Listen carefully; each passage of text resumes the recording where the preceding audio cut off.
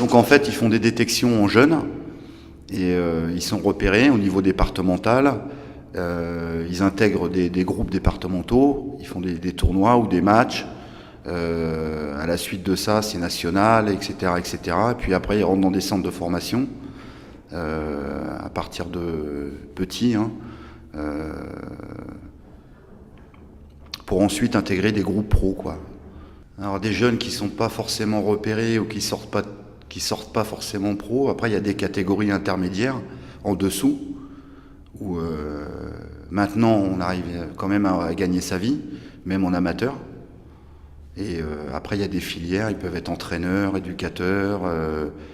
Jeunes, c'est un peu difficile, mais s'occuper des gamins, c'est possible. Et intégrer un bon club. Et par exemple, une équipe qui joue en CFA ou en CFA2 ou en division d'honneur, on arrive quand même maintenant à s'en sortir, à gagner sa vie et pouvoir faire autre chose à côté, quoi. Voilà, c'est une alternative. Mon parcours, il est que ça fait 20 ans que je joue au foot. Il y a eu des hauts, des bas, je me suis très bien amusé. Puis en étant dans le milieu amateur, on s'éclate aussi. Donc c'est quelque chose de bien. Je suis parti un moment à l'OGC Nice. Ça s'est bien passé, c'était une bonne expérience. Mais j'ai vu que mentalement, il fallait être assez costaud par rapport à d'autres. Et c'est surtout ça qui fait la différence par rapport à d'autres joueurs. Il y en a qui peuvent avoir de grosses qualités, d'énormes qualités techniques. Mais des fois, ça ne suffit pas. Mentalement, il faut être assez, même très costaud.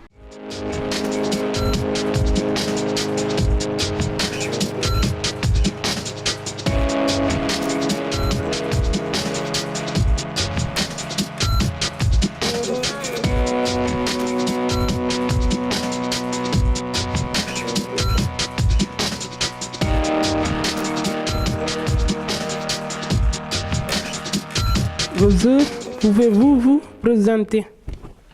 Alors, bonjour Mendes.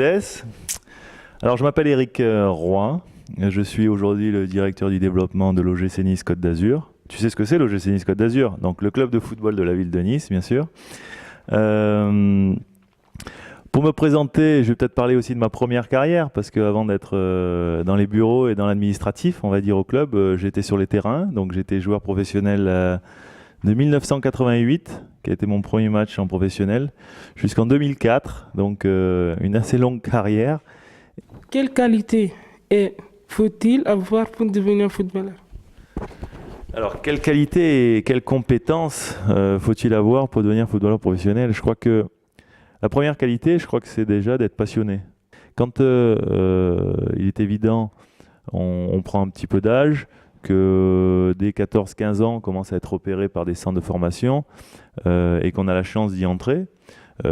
Après, c'est vrai qu'il faut développer d'autres choses parce que tout de suite, on passe, on va dire, du football loisir, plaisir, à pourquoi pas, à rentrer dans un cadre professionnel. Donc là, il faut travailler, garder le sérieux sur le terrain, garder le sérieux en dehors, de continuer à faire ses études parce que dans les centres de formation, il faut savoir qu'on permet aux jeunes de continuer une scolarité, même si elle est un petit peu différente, mais de pouvoir continuer une scolarité. Donc les qualités, les compétences, c'est simple d'avoir les pieds sur terre, de garder sa passion, de travailler à l'entraînement, d'écouter ses entraîneurs, d'être persévérant, d'avoir beaucoup de volonté, parce qu'il y a beaucoup de jeunes qui sont appelés, et à l'arrivée, il y a très peu d'élus. Donc ce qui fait la différence, c'est toutes ces qualités-là de persévérance, de sérieux, et de savoir ce qu'on veut dans la vie. Voilà, tout simplement.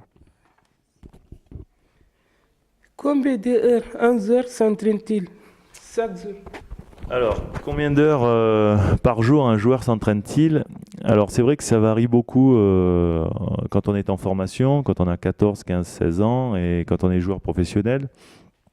Mais en règle générale, de toute façon, il faut savoir que, comme le disait un certain entraîneur que j'ai eu, Jean Fernandez, qui est aujourd'hui entraîneur à la J Auxerre, c'est pratiquement un entraînement qui dure toute la journée. Parce qu'effectivement, il y a 1h30, 2 heures d'entraînement réel sur le terrain et tout ça, mais en dehors de tout ce qu'on fait pour pouvoir se préparer à l'entraînement qu'on va faire, et puis également récupérer de l'entraînement qu'on a fait, ça fait partie également de l'entraînement. Et c'est ce que Jean Fernandez appelait l'entraînement invisible. Le point de départ, c'est le jeu. Le point de départ, c'est les joueurs sur le terrain, c'est le ballon. Tout le monde a envie de s'amuser autour du ballon, mais après, c'est vrai, quand ça devient professionnel, il y a tout un nombre d'activités annexes qui deviennent des activités importantes du club pour le bon fonctionnement du club. Communication, sécurité, financier, mais également commercial, médias, parce que maintenant tous les clubs ont leurs propres médias, donc une web TV, mais également souvent une chaîne de télévision également pour promouvoir justement leur marque.